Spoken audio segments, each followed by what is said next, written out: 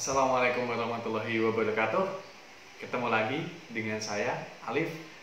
Kali ini kita akan sharing-sharing. Saya akan sharing mengenai salah satu buku yang mungkin bisa dianggap salah satu buku paling bagus yang pernah saya baca, dengan judul How to be Interesting, atau Bagaimana Menjadi Pribadi yang Menarik. Buku ini ditulis oleh Jessica Heggie. Ya, nanti kita akan bahas bersama-sama. Dalam bahasan kali ini kita membahas tentang buku tersebut. Jadi ada 10 langkah sederhana bagaimana menjadi pribadi yang menarik. Nah, sederhananya buku dari Jessica Heggie ini, dia menjelaskan bahwa untuk menjadi pribadi yang menarik, kita harus berani melakukan sesuatu yang baru. Kita harus berani melakukan terobosan-terobosan yang baru. Nah, makanya dalam covernya itu ada gambar, sebuah ilustrasi gambar bahwa untuk menjadi seseorang yang menarik, menakjubkan, baru, itu lakukanlah sesuatu yang baru. Jadi ada dua lingkaran. Yang pertama adalah tempat yang bisa dijelajahi, lingkaran pertama, dan lingkaran yang kedua adalah sesuatu yang bisa dilakukan.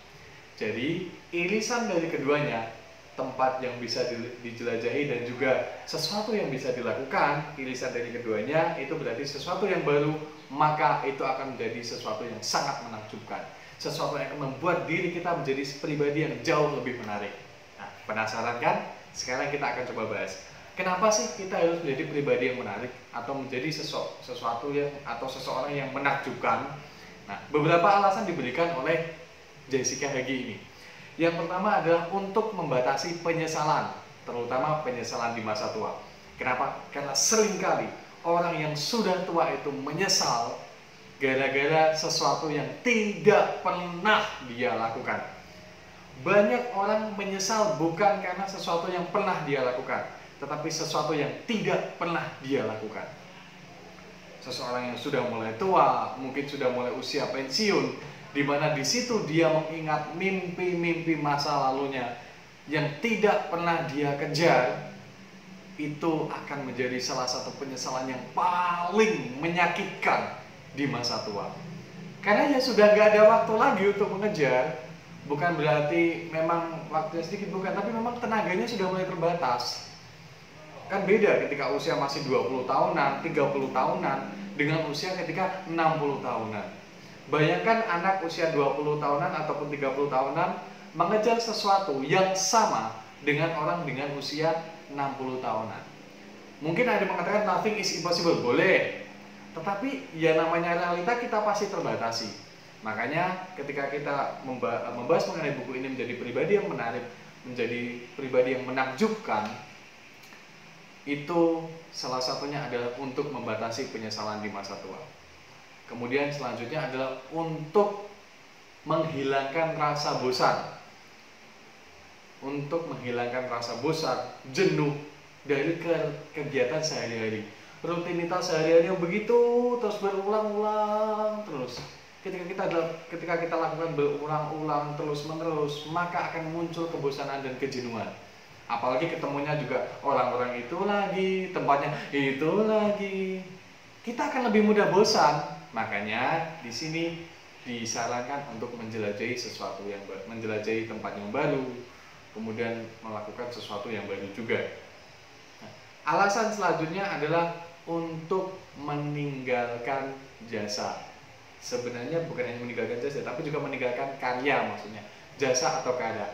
Misalnya, ketika kita nggak pernah menulis buku, kemudian kita menulis buku, dan setelah buku itu kita tulis, itu akan menjadikan jasa atau karya kita. Wah, buku ini ternyata ditulis oleh Pak ini, buku ini ditulis oleh Mas ini, buku ini ditulis oleh Bu ini. Nah, orang akan mengenang karya kita.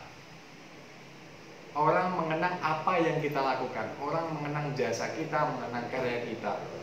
Misalnya, dia sudah berikan buku A, kemudian nanti ada buku B, buku C, buku D. Misalnya ketika buku A, orang mulai kenal, wah buku A ini dibuat oleh Bu ini loh. Sekarang ibu ini juga masih nulis buku lagi, judulnya buku C misalnya. Nah, itu yang akan diingat-ingat oleh orang. Makanya salah satu kalimat motivasi yang membuat saya juga terinspirasi untuk menulis adalah menulislah, karena tanpa menulis kau akan hilang dari pusaran sejarah. Sejarah itu kita yang menulisnya. Nah, dengan kita menulis kita mengabadikan diri kita sebenarnya. Kemudian kita itu alasannya kenapa kita harus menjadi pribadi yang menarik. Kenapa kita harus menjadi seseorang yang menakjubkan. Ada 10 langkah sederhana yang akan kita bahas bersama-sama. Langkah yang pertama adalah ayo eksplorasi. Kita berani bereksplorasi, kita berani mencoba sesuatu yang baru, kita berani melakukan sesuatu yang belum pernah kita lakukan sebelumnya.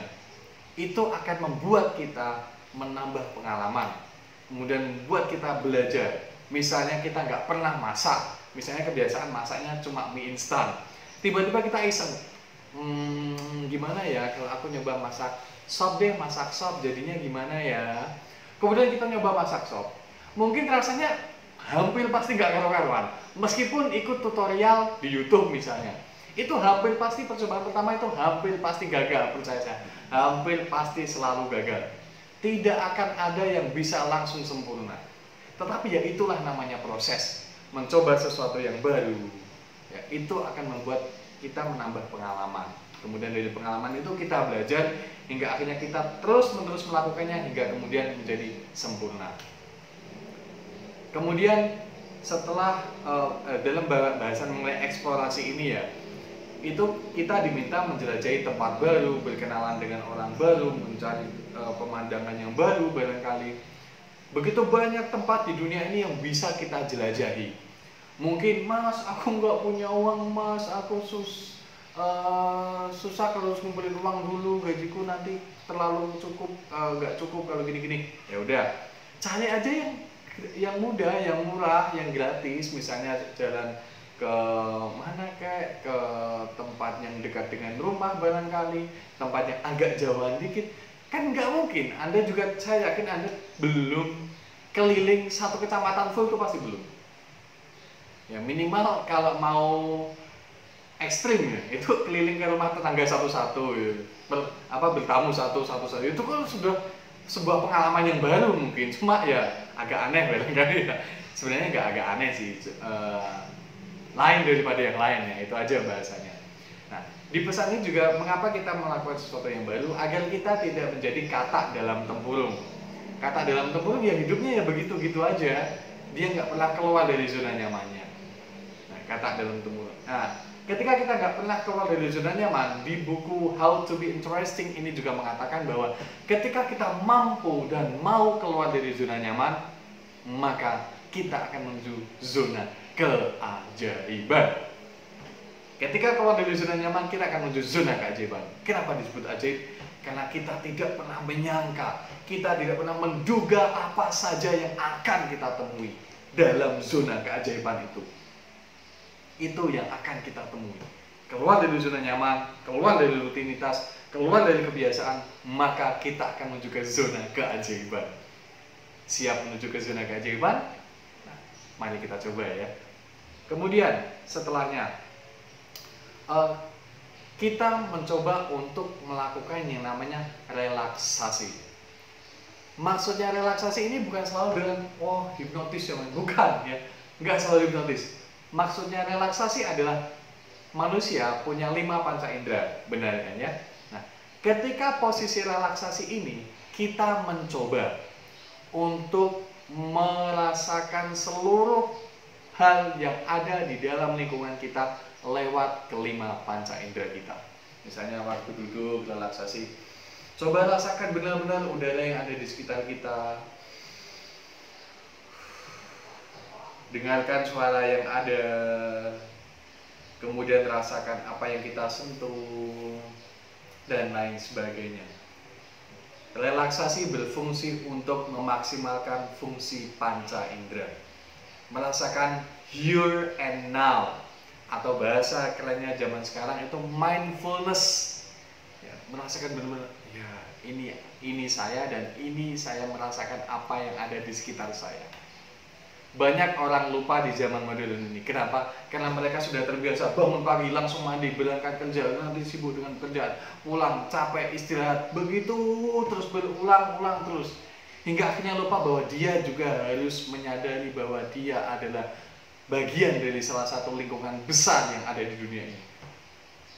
Itu poin yang pertama, yaitu berani bereksplorasi.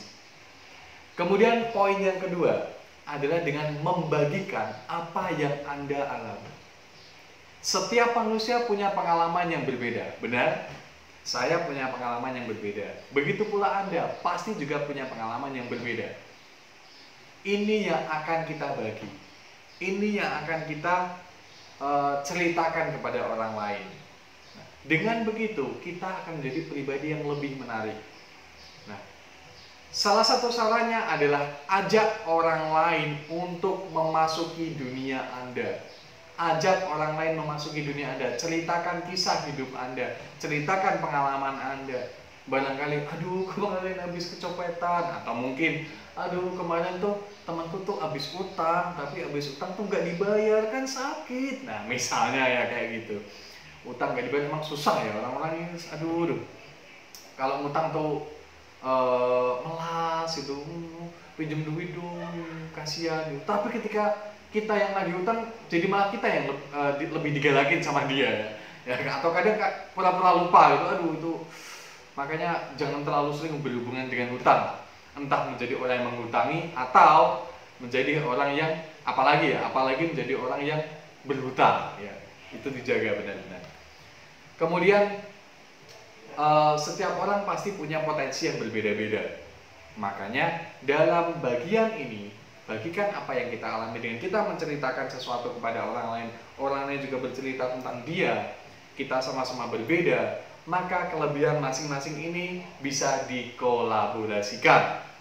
Barangkali Anda adalah orang yang pintar bicara. Teman Anda adalah orang yang pintar di dalam dunia IT misalnya. Nah, itu bisa dikolaborasikan. Yuk bikin channel YouTube. Yuk bikin apa? Yuk bikin apa?